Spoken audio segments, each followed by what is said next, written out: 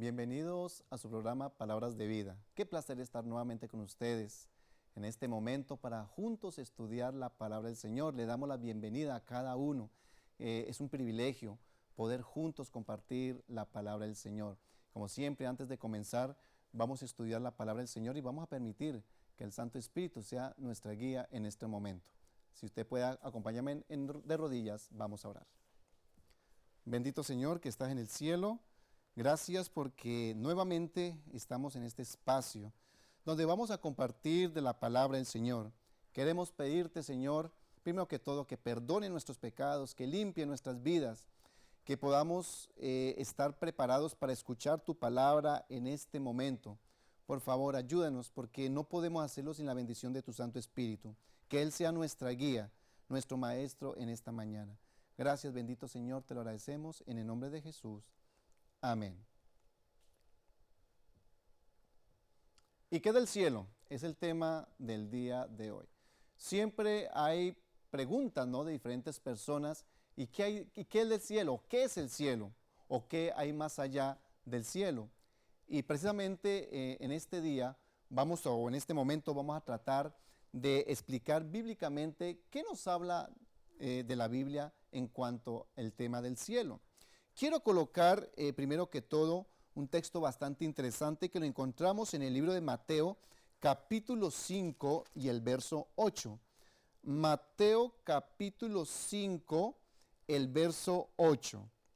Dice de la siguiente manera: bienaventurados los de limpio corazón, porque ellos verán a Dios. Pero si vemos de que está diciendo que van a ver a Dios, ¿dónde Dios se encontrará? Vamos a leer unos textos más anteriormente, en el verso 3. En el verso 3 nos lo dice la siguiente manera. Recuerden que ese texto se conoce, o este capítulo, el capítulo 5, como el Sermón del Monte de las Bienaventuranzas. Y el verso 3 dice: bienaventurados los pobres en espíritu, porque de ellos es el reino de los cielos. ¿Ok? Pero vea lo que dice el verso 5. Verso 5, bienaventurados los mansos, porque ellos recibirán la tierra por heredad. Entonces, varias cositas que estamos viendo en este texto. Primero, que el 3 dice que los pobres son los pobres en espíritus, ellos son los del reino del cielo. Luego en el verso 5 dice: bienaventurados los mansos, porque ellos recibirán la tierra por heredad. Y luego dice en el verso 8: bienaventurados los de limpio corazón, porque ellos verán a Dios. Entonces, son tres textos distintos, ¿verdad? Pero todo esto va a tener un cumplimiento después de la venida de Jesús. Entonces, vamos a tratar de desarrollar este tema tan importante. Primero que todo, tenemos que tener en cuenta la última vez que estudiamos en cuanto a la segunda venida de Jesús, ¿verdad? Cómo se presentará el Señor, cómo será su venida. Pero uno de los puntos muy importantes que tenemos que notar es que cuando el Señor Jesús venga va a haber un suceso a nivel mundial, algo muy importante en la venida de Él.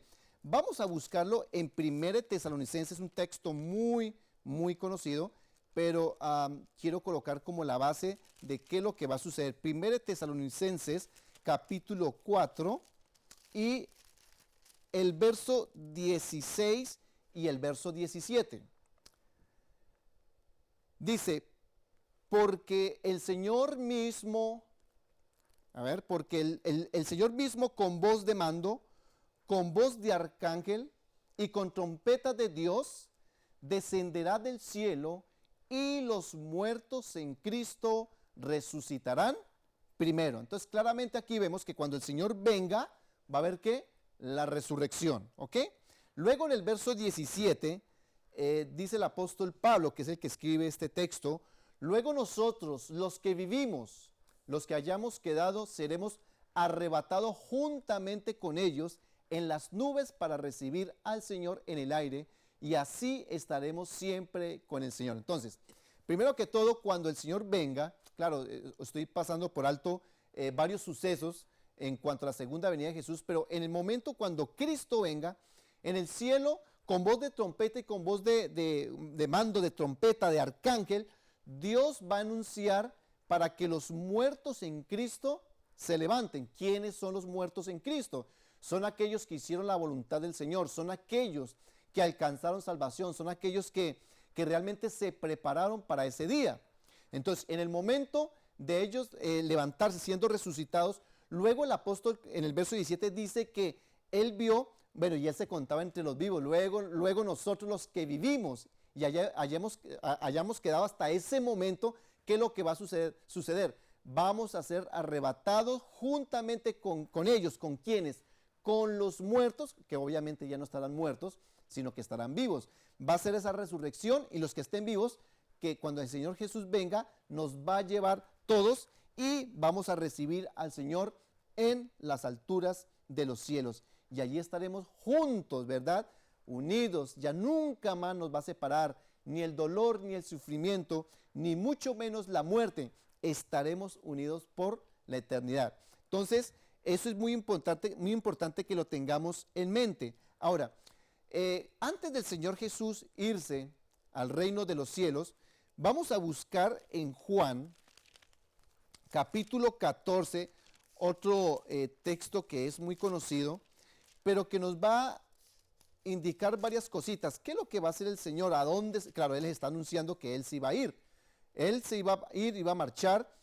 Si usted mira unos capítulos anteriores, incluso Él anuncia su muerte, pero resulta que Él le dice en el verso 1, viendo esa angustia en el corazón de los discípulos, en el verso 1 dice, no se turbe vuestro corazón, o sea, no se preocupen, creéis en Dios, creed también en mí. Luego dice, en la casa de mi Padre muchas moradas hay, si así no fuera, yo os lo hubiera dicho. Voy pues a preparar lugar para vosotros.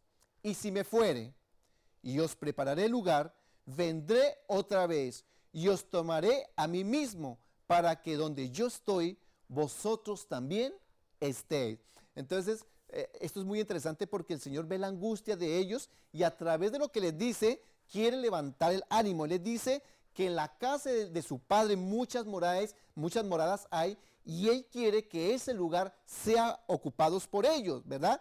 Y luego les asegura en ese verso 3 que Él va a venir otra vez. Él va a venir por su pueblo, y esa es la bendita esperanza que cada uno de nosotros, como sus hijos, como sus verdaderos hijos, estamos esperando la pronta venida del Señor, que venga por nosotros. Y Él le dice, donde yo estoy, yo quiero que tú también estés. Y eso es lo que el Señor quiere de cada uno de nosotros, ¿verdad? Va a ser esa morada que se menciona allí. ¿Dónde es esa morada?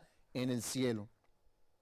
Luego Juan 17, 24, el mismo libro, y en el mismo libro, en el capítulo 17 y el verso 24, luego menciona el Señor Jesús, son palabras del Señor Jesús, Padre, aquellos que me has dado, quiero que donde yo estoy, también ellos estén conmigo, para que vean mi gloria que me has dado, porque me has amado desde antes de la fundación del mundo. Entonces, fíjese que esta es una proclamación que hace Jesús, ¿verdad? A su Padre. Le dice que Él quiere que aquellos que les ha dado, que donde Él está, también los quiere tener juntos.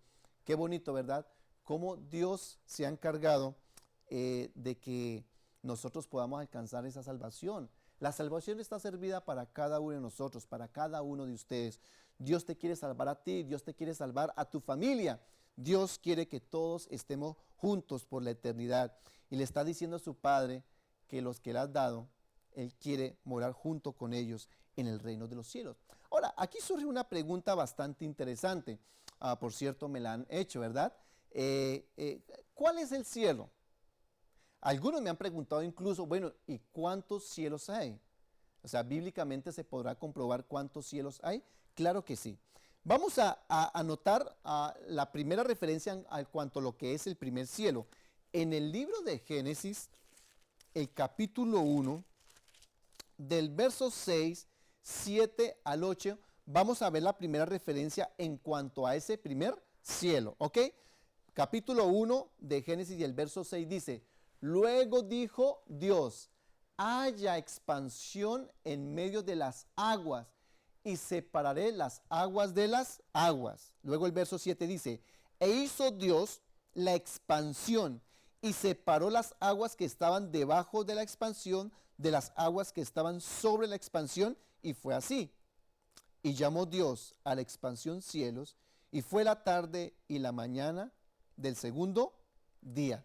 Entonces, ahí vemos, primero que todo tenemos que recordar que cuando se comienza a formar este mundo que tiene que ver la creación, no del planeta porque el planeta ya estaba, ¿verdad? Sino a colocarlo en orden, recuerden que era pura agua. Ahora, el texto claramente dice que va a haber una expansión en medio de las aguas. Entonces vamos a hacer de cuenta que esta es la tierra y hay cierta cantidad de agua.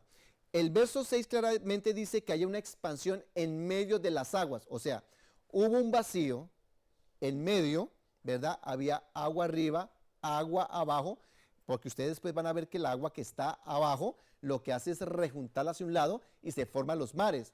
Pero inicialmente estaba el mar, todo estaba lleno de agua y lo que produce o lo que hace es un vacío. Ese vacío, arriba había agua, abajo había agua antes de llegar a la tierra, ¿verdad? Ese vacío, en el verso 8 dice que se llama, o lo llama expansión, dice que es el cielo, ¿verdad? Entonces podríamos decir que aquí donde yo estoy parado, hasta eso azul que vemos en el cielo, eso azulito, todo esto en la Biblia se conoce como expansión. En otras palabras, podríamos decir que también se le conoce como, es el primer cielo, para que tengamos eso en mente, es el primer cielo, ¿verdad? Y esa es la primera referencia que nosotros tenemos. Ahora, ¿dónde aparece un segundo cielo? ¿Será que habrá un segundo cielo?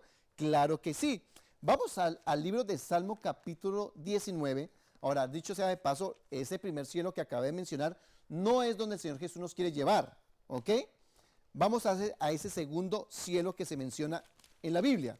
El capítulo 19 y el verso 1 aparece una referencia bien interesante en cuanto a lo que tiene que ver al segundo cielo. Muy bien, dice de la siguiente manera: los cielos cuentan la gloria de Dios y el firmamento anuncia la obra de sus manos. Ojo con esta última parte. Y el firmamento anuncia las obras de sus manos. Entonces vemos aquí cómo los cielos que cuentan la gloria, sí, pero ¿cuál cielo es? Que dice que su obra, ¿verdad? Su firmamento anuncia esa obra que ha hecho con sus manos. Bueno, tendremos que saber en otro versículo a qué cielo se está refiriendo. Pasamos al capítulo 8 y al verso 3. Capítulo 8 y el verso 3 nos vamos a dar de cuenta que no se está refiriendo a esta parte, sino la parte de afuera también. Dice el verso capítulo 8, verso 3. Cuando veo tus cielos, ojo, cielos, obra de tus dedos, la luna y las estrellas que tú formaste. Ok, entonces, ¿a qué se está refiriendo? ¿A qué cielo? A esta parte de aquí abajo, la primera que estuve mencionando, no, porque ahí no está la luna ni las estrellas. Él está hablando de eso azulito que nosotros vemos hacia afuera. Eso se conoce como el segundo cielo, y allí donde se encuentra la luna, las estrellas, los planetas, asteroides y bueno, todos esos cuerpos celestes que nosotros conocemos. Ese es lo que el salmista, en este caso el rey David, está hablando, ¿sí? Ese se conoce como el segundo cielo. Ahora, la pregunta sería, ¿es allí donde Dios nos quiere llevar a morar? No, claro que no. Hay un tercer cielo. Vamos a nuestra Biblia, a Segunda de Corintios. Vamos a Segunda de Corintios. Es una cita del apóstol Pablo. Pasamos del rey David ahora al apóstol Pablo.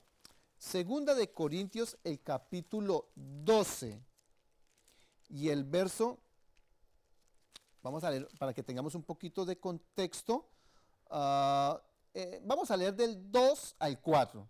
Segunda de Corintios capítulo 12, de 2 al 4. Dice: conozco un hombre en Cristo que hace 14 años, si en el cuerpo, no lo sé. Si fuera el cuerpo, no lo sé. Dios lo sabe. Fue arrebatado hasta el tercer cielo. Fíjese que el primer cielo no se menciona como el primer cielo y el segundo como el segundo cielo. No se menciona. Se menciona este como el tercer cielo. Verso 3. Y conozco a tal hombre, si en el cuerpo o fuera del cuerpo, no lo sé, Dios lo sabe. Verso 4. Que fue arrebatado al paraíso, donde oyó palabras inefables que no le es dado al hombre expresar. Entonces fíjese que este hombre, que dicho sea de paso es el mismo apóstol Pablo que estuvo en visión, hablando de él mismo, estuvo en el tercer cielo, pero ¿de qué manera? Físicamente no, estuvo en visión, él estuvo en visión. Y en ese tercer cielo, en el verso 4 dice que fue arrebatado al paraíso, o sea, en ese tercer cielo vemos allí que hay un lugar que se llama el paraíso. Ahora, ¿será que en la Biblia nos menciona otro lugar en cuanto al paraíso? Claro que sí. Si vamos al capítulo 2:7, vamos a ver qué es lo que aparece en el mismo lugar que se menciona como el paraíso, pero en el capítulo 2 y el verso 7. 2 y el verso 7. El que tiene oído, Apocalipsis 2:7. El que tiene oído, oiga lo que el Espíritu dice a las iglesias.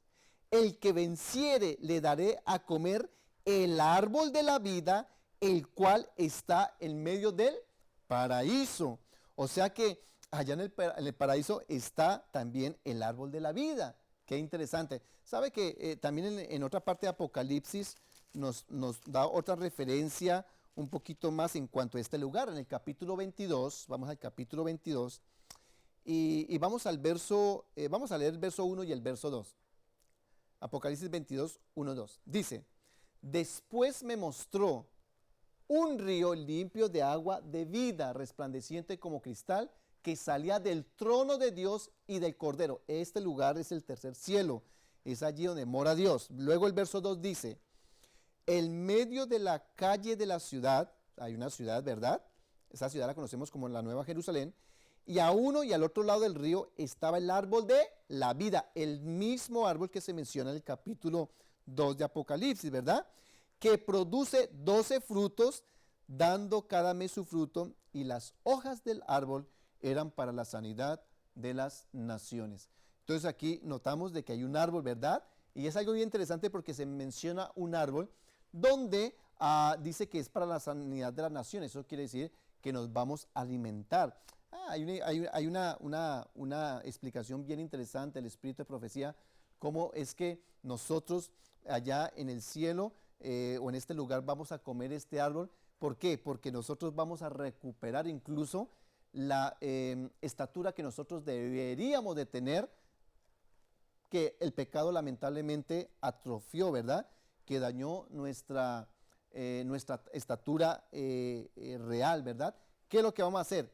Primero que todo, al comer lo que va a lograr este árbol, primero recuperar nuestra estatura, pero también vamos a hacer, bueno, en la parte física un poco distinto, ¿verdad? Recuperar lo que lamentablemente lo que el pecado dañó, a gracias este árbol que va a ser la sanidad para cada uno de nosotros. Entonces, este es el tercer cielo que menciona en la Biblia. Ahora, esto es lo que realmente el Señor Jesús quería decir, tanto en Mateo como Juan, que Dios o Jesús nos quiere tener allá en el cielo, en esa morada especial que vamos a vivir, ¿verdad?, junto con Él.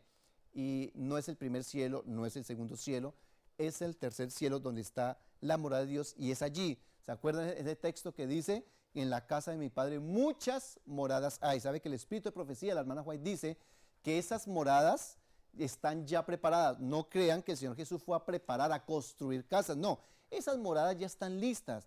El espíritu de profecía nos dice claramente que ese lugar o esos lugares están ya listos, preparados, pero están vacíos.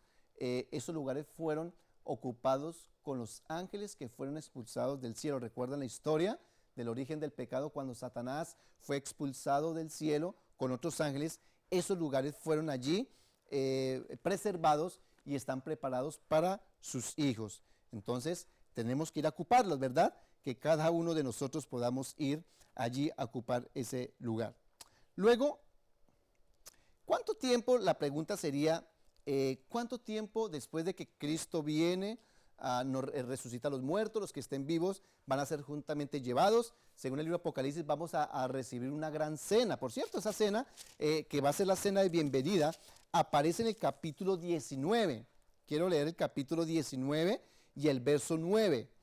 19:9 dice: y el ángel me dijo, escribe, bienaventurados los que son llamados a la cena de las bodas del Cordero. Y me dijo estas palabras, son verdaderas de Dios. Vea, esas bodas del Cordero que Dios tiene preparado para cada uno de nosotros. Pero entonces volvemos a la pregunta, ¿qué es lo que nosotros vamos a hacer durante ese tiempo en el cielo? ¿Cuánto tiempo estaremos? Incluso, más bien, ¿cuánto tiempo estaremos en el cielo? En el verso capítulo 20 y en el verso 6, capítulo 20 y el verso 6 dice, bienaventurado y santo el que tiene parte en la primera resurrección. La segunda muerte no tiene potestad sobre esto, sino que serán sacerdotes de Dios y de Cristo y reinarán con él, ¿cuántos años? 1000 años. Por eso es interesante, bienaventurado, gozoso, bendecido, aquel que tiene parte en esa primera resurrección. ¿Sí? ¿Sabe por qué? Porque va a haber una segunda resurrección general después del milenio. Pero aquellos que resuciten en la segunda resurrección no van para salvación, sino van para perdición. Entonces, bienaventurados, si tenemos que morir, pues que muramos en Cristo Jesús para tener parte en esa primera resurrección. Y si vamos a estar vivos, que seamos parte de aquel grupo que va a ver la segunda venida de Jesús sin pasar por el estado de la muerte. Entonces, ya tenemos esta parte en mente, ¿verdad? Ahora, ¿qué vamos a hacer en esos 1000 años en el cielo? ¿Qué vamos a hacer cada uno de nosotros? En ese mismo capítulo 20 y el verso 4 lo menciona. Vean lo que dice en el mismo verso 4, solamente nos retrocedemos un poquito y dice, y vi tronos y se sentaron sobre ellos los que recibieron facultad de juzgar,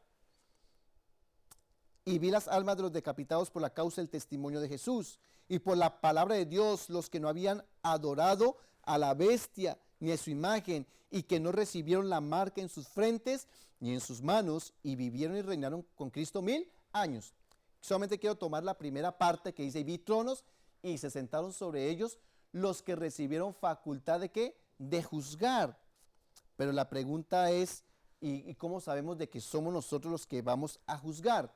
En 1 Corintios capítulo 6, 1 Corintios capítulo 6 y el verso 2, 3 lo mencionan. 1 Corintios capítulo 6, 2 en adelante dice, ¿o no sabéis que los santos han de juzgar al mundo? Sí, en el cielo, estos son los santos que van a juzgar al mundo, los que se perdieron. Y si el mundo ha de ser juzgado por vosotros, o sea, ¿sí vio? Por ustedes, ¿sois indignos de juzgar cosas muy pequeñas? Verso 3. ¿O no sabéis que hemos de juzgar a los ángeles? ¿Cuánto más las cosas de esta vida?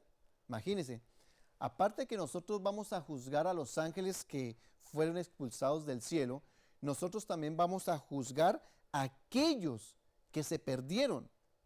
Por cierto, una forma de nosotros durante ese milenio que vamos a ver esos libros que se mencionan en ese capítulo 20, los libros fueron abiertos y nosotros vamos a mirar por qué aquel hermano se perdió. O sea, en ese milenio Dios va a permitir que los libros sean puestos frente a nosotros y que nosotros verifiquemos por qué lo que nosotros conocíamos se perdieron. ¿Por qué el hermano que nosotros pensábamos que era el mejor anciano, el más consagrado, el pastor que hacía mucha obra misionera, por qué se perdió? Pues nosotros vamos a ver los libros para que nosotros veamos que Dios es justo. Ahora, teniendo en esto, vamos a hablar un poquito con el tema de la resurrección, ¿verdad? Yo quiero que vayamos a 1 Corintios, el capítulo 15. Ese 1 Corintios capítulo 15, allí se menciona, es un poquito largo porque desde el verso 35 hasta el verso 49, allí se va a explicar de qué manera vamos a resucitar. Solamente voy a citar algunos textos. El verso 35, pero dirá alguno, ¿cómo resucitará a los muertos? ¿Con qué cuerpo vendrá?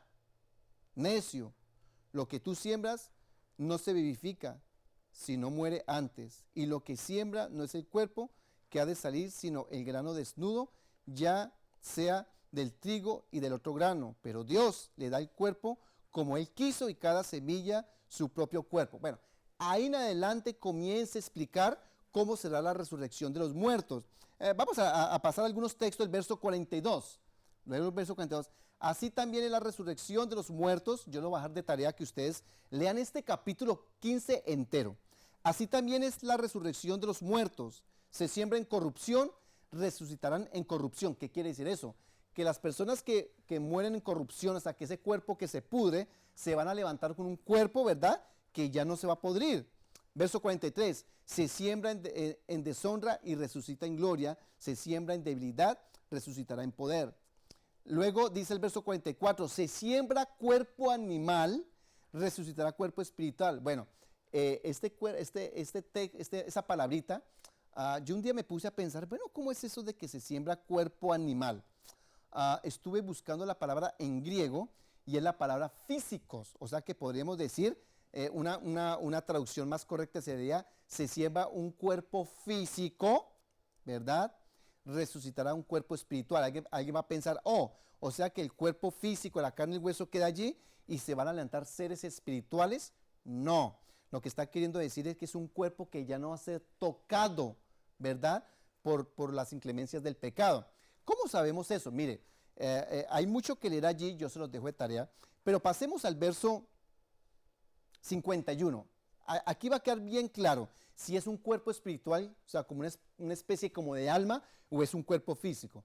Verso 51 dice, y vea cómo lo presenta el apóstol Pablo con un misterio.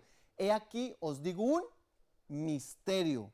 No todos dormiremos, pero todos seremos transformados. O sea, tanto los que mueren y los que estén vivos serán ¿qué? Transformados. O sea, la pregunta sería que cuando vayamos al cielo, el que resucita, por ejemplo, voy a colocar el ejemplo, yo estoy vivo en el momento que Cristo venga. Veo una persona resucitar en cuerpo espiritual, pero recuerden que el apóstol Pablo dice que juntos seremos llevados al cielo, o sea, él va parte espiritual y yo parte carnal. No, él va a resucitar con este cuerpo, pero va a ser transformado. Por eso es que el verso 51, he aquí os digo un misterio, no todos dormiremos, o sea, no moriremos todos, pero todos seremos transformados. Esta persona que va a resucitar va a ser transformada, ¿verdad? Por ejemplo, no importa el tiempo que haya pasado, usted sabe que un cuerpo se descompone, ¿ok? Digamos que una persona perdió, no sé, un brazo, una pierna, un accidente grave que perdió parte de su cuerpo, Dios lo va a resucitar completo, Dios lo va a transformar. Ahora, ¿qué va a pasar con el que esté vivo? Con el vivo igual, el que esté vivo, Dios lo va a transformar, todas las que son las arrugas, las canas, ¿verdad? Todo lo que las cicatrices, todo lo que es las cicatrices del pecado, vamos a ser transformados. Y recuerden el árbol de la vida, cada vez que comemos el árbol de la vida vamos a alcanzar incluso esa estatura que debíamos de tener. Ahora, verso 52. En un momento y en un abrir y cerrar de ojos, a la final trompeta, porque se tocará la trompeta y los muertos serán resucitados incorruptibles y nosotros seremos transformados. Ahora, el verso 53 es claro. Porque es necesario que esto corruptible se vista en incorrupción. En otras palabras, esto que se pudre se vista de, esto corruptible que se pudre se vista de incorrupción, o sea que no se pudre. Ahora, ¿a quién se está refiriendo? ¿A los resucitados o a los que están vivos? A los dos, se refiere a los dos. Y esto mortal, o sea, esto que muere, se vista de inmortalidad. O sea, esto que muere, pues ya no va a morir. Verso 54. Y cuando esto corruptible se haya vestido de incorrupción, y esto mortal se haya vestido de inmortalidad, entonces se cumplirá la palabra que está escrita. sobrevida es la muerte en victoria. ¿Dónde está, oh muerte, tu aguijón? ¿Dónde, oh sepulcro, tu victoria? ¿Sabe que lo que está diciendo el apóstol Pablo? Lo que está queriendo decir es, a ver, estoy aquí donde está la muerte. Tócame, mátame si quiere. Pero ya la muerte no existirá más. Entonces la muerte no va a poder tocar al apóstol Pablo. Ahora, ¿será que en el cielo nos vamos a reconocer unos con otros? En 1 Corintios capítulo 13 y el verso 12. 1 Corintios capítulo 13 y el verso 12. Dice, ahora vemos por espejo, oscuramente, mas entonces veremos cara a cara. Ahora conozco en parte, pero entonces conoceré como fui conocido. La gente va a saber que soy yo porque me van a reconocer. Yo los voy a reconocer a las personas que yo conozco, ¿verdad? Cuando resuciten. O sea, nuestro físico va, claro, un poco cambiado porque ya no tendremos todas las marcas del pecado, pero nos vamos a reconocer unos con otros. ¿Ok? Eso tiene que quedar claro. Ahora, aunque ya lo dije anteriormente, que en el cielo, o sea, cuando nosotros resucitemos y vayamos al cielo, pues vamos a ir en cuerpos físicos, porque vamos a ser transformados. Igual, muchas personas todavía creen que vamos a ir en una forma espiritual. Hay algunos que creen que vamos a llevar como el rapto secreto, una forma espiritual. Pero resulta que en Apocalipsis capítulo 21, vamos a notar allí que se da las dimensiones del lugar donde nosotros vamos a vivir. No tenemos tiempo para leer, pero a partir del verso 9, ¿verdad? Vamos a leer algunos textos para que tengamos en mente. En el capítulo 21 y el verso 9, se menciona allí como esas medidas que va a tener la santa ciudad. Vino entonces a mí uno de los 7 ángeles que tenían las 7 copas, llenas de las 7 plagas postreras, y habló conmigo diciéndome, ven acá, yo te mostraré la desposada, la esposa del Cordero. Y me llevó en el espíritu, o sea, eso quiere decir en visión, a un monte grande y alto, y me mostró la gran ciudad, la ciudad santa de Jerusalén, que descendía del cielo de Dios. O sea, descendía del cielo, quiere decir del tercer cielo. Teniendo la gloria de Dios y su fulgor, era semejante a una piedra preciosísima, como piedra de jaspe, diáfana como el cristal. Tenía un muro grande y alto con 12 puertas. Fíjese que esta ciudad tiene 12 puertas. La pregunta es, ¿para qué sirve una puerta? Oh, estas 12 puertas que dice que, vamos a seguir leyendo, ¿verdad? Y dice, y las puertas, 12 ángeles y nombres inscritos que son las 12 tribus de los hijos de Israel. Cada puerta va a tener un nombre de un hijo de Israel, ¿sabe? Va a estar los nombres, ¿verdad? De los hijos de Jacob, ¿verdad? Allí, cada puerta, cuando nosotros vayamos al cielo, vamos a tener la oportunidad de entrar por cada puerta, ¿verdad? Con ese nombre especial de Gad, por ejemplo, de la tribu de Leví, bueno, todos ellos. Al oriente, dice el verso 13, al oriente 3 puertas, al norte 3 puertas, al sur 3 puertas, al occidente 3 puertas. Verso 14, y el muro de la ciudad tenía 12 cimientos, y sobre ellos los 12 nombres de los 12 apóstoles del Cordero. El que hablaba conmigo tenía una caña de medir de oro para medir la ciudad, sus puertas y su muro. La ciudad se hallaba establecida en cuadros, a un cuadro perfecto, y su longitud es igual a su anchura. Y él midió la ciudad con la caña, 12,000 estadios. La longitud de altura y la anchura de ellas son iguales. Y midió su muro, 144 codos de medida de hombre, y el cual es de ángel. El material de su muro era de jaspe, pero la ciudad era de oro puro, semejante al vidrio limpio. Y los cimientos del muro de la ciudad estaban adornados con toda piedra preciosa. El primer cimiento era de jaspe, y segundo de zafiro, el tercero de ágata, el cuarto de esmeralda, y el quinto ónice, el sexto cornalina, el séptimo de crisólito, el octavo de berilo, el noveno topacio, el décimo crisopraso, el décimo jacinto y el undécimo amatista. Otra, pronto algunas de estas piedras de pronto nosotros no las conocemos, ¿verdad? Pero luego dice, las 12, estoy en el verso 21, las 12 puertas eran 12 perlas, cada una de las puertas era una perla y una calle, y la calle de la ciudad era de oro puro, transparente como de vidrio, y no vi en ella templo, porque el Señor Dios Todopoderoso es el templo de ella y el Cordero. La ciudad no tenía necesidad del sol, ni la luna que brillen en ella, porque la gloria de Dios la ilumina y el Cordero es su lumbrera. Y las naciones que hubieran sido salvadas andarán a la luz de ella, y los reyes de la tierra traerán su gloria, su honor a ella. Sus puertas nunca serán cerradas de día, pues allí no habrá noche, y llevarán la gloria y la honra de las naciones a ella. No entrará en ella ninguna cosa inmunda y que hace abominación y mentira, sino solamente los que están escritos en el libro de la vida y del Cordero. Aquí no lo queríamos leer todo, pero lo leímos porque quería ver, les quería hacer entender de que esta es una ciudad que tiene puertas, que tiene calle, que tiene muchas cosas allí interesantes, ¿verdad? Las diferentes piedras. Es un lugar donde están siendo llamadas todas las naciones para que cuando Cristo venga por segunda vez puedan ser moradas por nosotros mismos. El capítulo 22, el verso 1, nos sigue dando una descripción de este lugar. 22, verso 1 dice, después me mostró un río limpio de agua de vida. Apocalipsis 22, 1.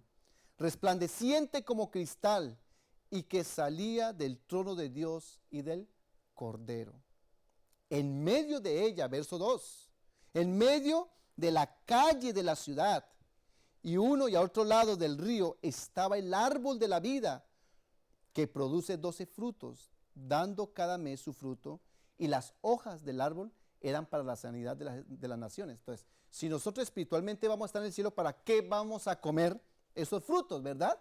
¿Será que somos cuerpos? Claro que sí. Verso 3. Y no habrá más maldición, y el trono de Dios y del Cordero estará en ella, y sus siervos le servirán. Y verán su rostro, y su nombre estará en sus frentes. No habrá allí más noche, y no tiene necesidad de luz, de lámpara, ni de la luz del sol, porque Dios el Señor los iluminará, y reinarán por los siglos de los siglos. Amén. Qué bonito esta descripción que hace el apóstol Juan. Ver aquella ciudad de oro con sus puertas, con sus cimientos, esa gran perla. Allí estará ese árbol de vida, ese paraíso, donde una vez estuvieron nuestros primeros padres, Adán y Eva, pero que nosotros estaremos allí, la vamos a ver y vamos a compartir. El llamado no solamente es para aquellos que ya están caminando en los caminos del Señor. Dios te está llamando a ti también. Dios está llamando para que tú te arrepientas de tu pecado, para que tú puedas ser partícipe de estas grandes bendiciones que tiene para sus hijos. Ahora, aunque esto ya lo mencionamos, quiero volver a retomar todo este tema durante el milenio. Vamos a leer nuevamente, aunque ya lo leímos en el capítulo 20, el capítulo 20 y el verso 4. Varias cosas van a pasar. Vamos a leer desde el verso 1. Apocalipsis 21, vamos a ver, recuerden, Jesús viene, está la resurrección de los muertos, vamos al cielo, ¿verdad?, junto con los vivos. Y vea lo que dice el verso 1. Vi un ángel que descendía del cielo con la gran llave del abismo y una gran cadena en la mano. Y prendió al dragón, la serpiente antigua, que es el diablo y Satanás, y lo ató por 1000 años. Y lo arrojó al abismo, y lo encerró, y puso sus sellos sobre él. para que no engañase más a las naciones hasta que fuesen cumplidos 1000 años. Y después de esto debe ser desatado por un poco, ¿de qué? De tiempo. Verso 4, y vi tronos y se sentaron sobre ellos los que recibieron la facultad de juzgar, y vi las almas de los decapitados por la causa del testimonio de Jesús y por la palabra de Dios, los que no habían adorado la bestia ni a su imagen, y que no recibieron la marca en sus frentes ni en sus manos, y vivieron y reinaron con Cristo 1000 años. Entonces aquí vemos, ¿verdad?, que vamos a estar durante 1000 años, pero Satanás va a ser atado. Ahora, sabe que vamos a hablar un poquito sobre cómo se van a revisar los libros. En el verso 21, en el capítulo 20 y el verso 11, allí vamos a leer un poquito más adelante, capítulo 20 y el verso 11. Y vi un gran trono blanco, y al que estaba sentado en él, delante del cual huyeron la tierra y el cielo, y ningún lugar se encontró para ellos. Y vi a los muertos grandes y pequeños de pie ante Dios. Y los libros fueron abiertos, y otro libro fue abierto, el cual es el libro de la vida. Fueron juzgados los muertos por las cosas que estaban escritas, y los libros según sus obras. Fíjese, allá van a ser puestos delante de nosotros. Claro, yo estoy hablando por fe de que yo voy a estar en el reino de los cielos junto con ustedes. Van a ser puestos delante de nosotros los libros para juzgar a los muertos, o sea, los que no resucitaron cuando Cristo vino por primera vez. Sino que, ¿qué? Van a ser juzgados, como yo dije en un momento, vamos a ver por qué ellos se perdieron. Ahora, no solamente los muertos, ¿qué es lo que va a pasar con aquellos que estén vivos, pero que se van a perder, que no se van a salvar? Bueno, en la Biblia vamos a encontrar de que el resplandor de Cristo va a matarlos a ellos. Vamos a buscar en la Biblia un texto bien interesante que nos va a ayudar a entender qué es lo que pasa con aquellos que, o los que estén vivos van a morir. En el libro de, eso es Tesalonicenses, según de Tesalonicenses capítulo 2, según de Tesalonicenses capítulo 2, y el verso 8 dice, y entonces se manifestará aquel inicuo a quien el Señor matará con el espíritu de su boca y destruirá con el resplandor de su venida. Alguien va a decir, oh, pero es el anticristo, el que se coloca en el lugar de Dios, ¿verdad? No solamente él. Vamos a ver que en el libro Apocalipsis vamos a encontrar que había un grupo de personas que pedían que las peñas cayeran sobre ellos porque veían el resplandor de la venida de Jesús. Apocalipsis capítulo 6 y el verso 14. Apocalipsis capítulo 6 y el verso 14 dice, y el cielo se desvaneció como un pergamino que se enrolla, y todo monte y toda isla se removió de su lugar. Y los reyes de la tierra, y los grandes, los ricos, los capitanes, los poderosos, y todo siervo y todo libre se escondieron en las cuevas y entre las peñas de los montes. El verso 16 dice, y decían a los montes y a las peñas, caed sobre nosotros y escondednos del rostro de aquel que está sentado sobre el trono y de la ira del Cordero. Wow, aquí se menciona, ¿verdad?, cómo ellos piden que estos montes, esas peñas, caigan sobre ellos porque no pueden aguantar ese resplandor del cielo. Es algo del cielo, no, de Cristo Jesús, que viene a la altura de los cielos, ¿sabe? El libro de Jeremías, el capítulo 4, allí se menciona esa desolación tan terrible. El capítulo 4 de Jeremías. Y el verso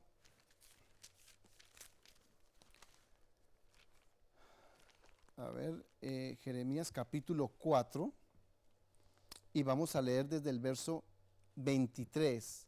Jeremías 4, el verso 23. Miré a la tierra, he aquí que estaba asolada y vacía, y a los cielos y no había en ellos luz. O sea, estaba vacía la tierra y los cielos también, y no había luz para nada. Verso 24. Miré a los montes, y he aquí que temblaban, y todos los collados fueron destruidos. Collados quiere decir montañas pequeñas. Miré, y no había hombre. Escuche muy bien. Miré que no había hombre, y todas las aves del cielo se habían ido. Miré, y aquí el campo fértil era un desierto, y todas sus ciudades eran asoladas delante de Jehová, delante del ardor de su ira. Todo era destruido. Dice el verso 27, porque así dijo Jehová, toda la tierra será asolada, pero no la destruiré. ¿De qué? Del todo. ¿Por qué? Porque después Cristo, cuando venga ya por su tercera venida, va a transformar a este mundo. Entonces, algunos dicen, no, pero es que este capítulo 4 habla de la invasión de los babilónicos y tomaron a los judíos y se los llevaron. Entonces, eso no se aplica. Pero entonces tenemos un problema, porque el texto dice que los montes temblaban. O sea, los montes temblaban cuando llegó Nabucodonosor y todos los babilónicos. No, claro que no. La parte que dice que ya no había aves. O sea, llegó Nabucodonosor y todos los pajaritos desaparecieron. ¿Cierto que no? Que no había hombre. Déjeme decirle que ellos no se llevaron toda la población de Judá. No, quedaron algunas personas que allí, quedaron una pobreza terrible porque la ciudad destruida, casas destruidas, una pobreza terrible. Los campos, llegó Nabucodonosor y entonces los campos, los que eran fértiles, verdes, quedaron en desierto. No, claro que no es eso. De hecho, en el libro de Lucas, vamos al libro de Lucas, y el Señor pudo explicarnos un poquito esto mejor. Lucas capítulo 17 y el verso 26. Lucas 17 y el verso 26 en adelante. Dice, como fue en los días de Noé, así también será así será en los días del Hijo del Hombre. ¿Qué hacían? Comían, bebían, se casaban y se daban en casamiento, hasta el día en que entró Noé en el arca, y vino el diluvio y los destruyó a todos. Asimismo, vea que dice, y los destruyó a todos. Luego dice el verso 28, asimismo, como sucedió en los días de Lot, comían, bebían, compraban, vendían, plantaban, edificaban, o sea, llevaban una vida normal. En el verso 29 dice, mas el día en que Lot salió de Sodoma, llovió del cielo fuego y azufre y los destruyó a todos. Así será el día en que el Hijo del Hombre se manifieste. Entonces, vemos como los días de Lot, de Noé, cómo todo fue destruido y no quedó nada. Como los días de Noé, como nos menciona en este texto, todo será destruido. Todas las ciudades, como vimos en el libro de Jeremías, dice que Dios, aunque todo será destruido, no la destruirá del todo. ¿Por qué? Porque Dios después, cuando el Señor venga, después del cumplimiento del milenio, Dios va a transformar esta tierra nuevamente en un paraíso. En el capítulo 20 de Apocalipsis, allí, aunque leemos unos pasajes, en el capítulo 20 y el verso, quiero leer desde el verso 6, para leer un poquito el contexto. Apocalipsis 20 y el verso 6 dice, bienaventurado y santo el que tiene parte en la primera resurrección. La segunda muerte no tiene potestad sobre estos, sino que serán sacerdotes de Dios y de Cristo y reinarán con él 1000 años. Verso 7. Cuando los 1000 años se cumplan, Satanás será suelto de su prisión y saldrá a engañar a las naciones que están en los cuatro ángulos de la tierra, a Gog y a Magog, y a fin de reunirlos para la batalla, el número de los cuales es como la arena del mar. Alguien va a decir, pero sí vio que Satanás va a ser suelto y va a engañar a las naciones a que va a haber gente viva. A ver, explicamos. El diablo va a estar solo, pero como va a ser desatado un poco antes, ¿qué es lo que va a suceder? Lo que va a suceder es que van a resucitar a todos aquellos que no resucitaron en la primera venida de Jesús, y van a resucitar a aquellos que murieron, que estaban vivos cuando Cristo vino, pero que el resplandor de Cristo los mató. Por eso es que Jeremías dice, no había hombre. ¿Qué va a pasar? Van a resucitar. ¿Y qué es lo que va a hacer Satanás?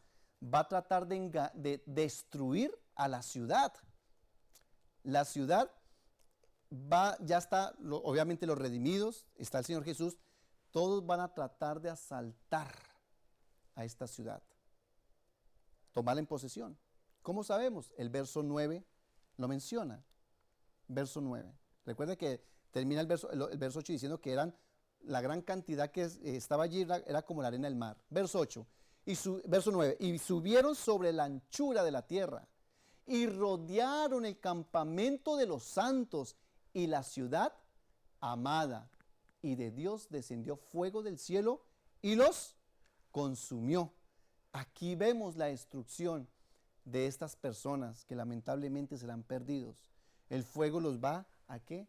A abrazar, porque al tratar de tomar la ciudad, Dios no lo va a permitir. Va a descender fuego del cielo y los va a consumir. Verso 10. Y el diablo que los engañaba fue lanzado en el lago de fuego y azufre, donde estaban la bestia y el falso profeta, y serán atormentados día y noche por los siglos de los siglos. Muchas personas creen que el infierno es un lugar allí, que actualmente existe, que es el fondo allá donde llegan las almas, pero no. Ese lago de fuego que va a haber es cuando Dios descienda fuego del cielo, se va a convertir todo el planeta Tierra en una sola bola de fuego. Ahí va a estar Satanás, los ángeles que fueron arrastrados por él y los seres humanos que se van a perder. Y allí van a ser consumados por el fuego. Ahora, ¿se van a quemar para siempre?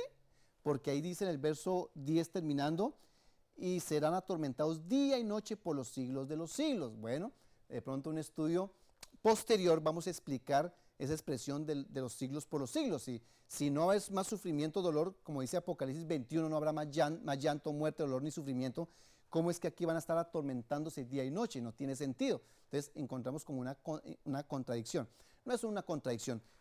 Tiempo más adelante vamos a explicar qué quiere decir esta expresión por los siglos de los siglos. ¿Ok? Entonces, teniendo todo esto en mente,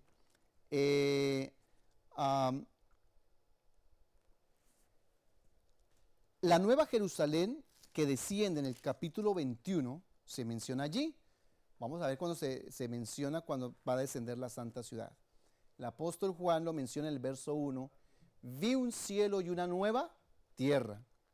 Porque el primer cielo y la primera tierra pasaron y el mar ya no existía más. Y yo, Juan, vi la santa ciudad, la nueva Jerusalén descender del cielo de Dios, ataviada como una esposa, ataviada para su marido. Oí una gran voz del cielo que decía, he aquí el tabernáculo de Dios con los hombres, y Él morará con ellos, y ellos serán su pueblo, y Dios mismo estará con ellos como su Dios. Luego, en el 9 y el verso 10, que aunque ya lo leímos, quiero leer esos dos versículos, 9, 10. Vino entonces a mí uno de los 7 ángeles que tenía las 7 copas, llenas de las 7 plagas postreras, y habló conmigo diciéndome, ven acá, y te mostraré la desposada, la esposa del Cordero. Y me llevó en el espíritu a un monte grande y alto, y me mostró la gran ciudad, la santa ciudad de Jerusalén, que descendía del cielo de Dios. Qué tremendo, ¿verdad? Entonces aquí vemos que después de que haya fuego el cielo, que cae en el capítulo 20, ahora viene la nueva Jerusalén, y obviamente va a posar. ¿Sabe que en la Biblia se muestra o menciona el lugar donde va a reposar esta ciudad? En el libro de Zacarías, rápidamente vamos al libro de Zacarías, allí se menciona. Zacarías capítulo 14, Zacarías 14 y el verso 3 y el verso 4, allí se menciona dónde es que va a colocarse la ciudad aquí en la tierra. Después saldrá Jehová, ¿sabe que este es el mismo Cristo? Y peleará con aquellas naciones como peleó en el día de la batalla. Entonces nos vamos a dar cuenta por el contexto que es Cristo. Y se afirmarán sus pies en aquel día. ¿Cuál día? Sobre el monte de los olivos, que está enfrente de Jerusalén al oriente, y el monte de los olivos se partirá en medio hacia el oriente y hacia el occidente, haciendo un valle muy grande, y la mitad del monte se apartará hacia el norte y la otra mitad hacia el sur. O sea, el monte de los olivos se va a partir en dos, ¿verdad? ¿Sabe que allí se va a colocar la ciudad? Verso 5. No, leímos el verso 4 lo acabamos de leer. Y oiréis el valle de los montes, porque el valle de los montes llegará hasta Asal. Huiréis de la manera que huiste por causa del terremoto de los días de Usías, rey de Judá. Y vendrá Jehová, mi Dios, con él todos los santos. No es otra cosa que el mismo Cristo Jesús viniendo con los santos. Qué bonito. ¿Sabe? El Señor está ya preparando ese lugar, lo tiene preparado solamente para que cada uno de nosotros lo moremos en su venida. Quiero terminar con el verso 4, mi querido hermano. El verso 4 dice, enjugará Dios toda lágrima, Apocalipsis 21 y el verso 4. Apocalipsis 21, 4. Enjugará Dios toda lágrima de los ojos de ellos, y ya no habrá muerte, ni habrá más llanto, ni clamor, ni dolor, porque las primeras cosas pasaron. ¿Sabe? Este es el lugar que Dios tiene preparado para nosotros. Bueno, y eso que estamos hablando de la ciudad, ¿verdad? Que va a descender del cielo. Vamos a morar allí. Bueno, en el cielo vamos a morar 1000 años. Vamos a venir con la santa ciudad.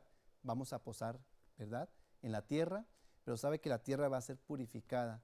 Y allí en otras partes, Jeremías y Isaías nos muestra cómo este lugar va a ser nuevamente repoblado, va a ser reconstruido. Vamos a ver a Dios a recrear. Recrear quiere decir cómo Dios va a formar cuando Dios otra vez el planeta Tierra le ponga el pasto, los árboles, los animalitos y todo. Vamos a ver cómo Dios lo hizo. Y sabe que la tierra, esta tierra a la cual tú y yo moramos, va a ser transformada y vamos a morar por la eternidad. Quiero invitarte a que estés con nosotros en aquel día y que gozaremos con el Señor por toda la eternidad. Que el Señor Jesús te bendiga.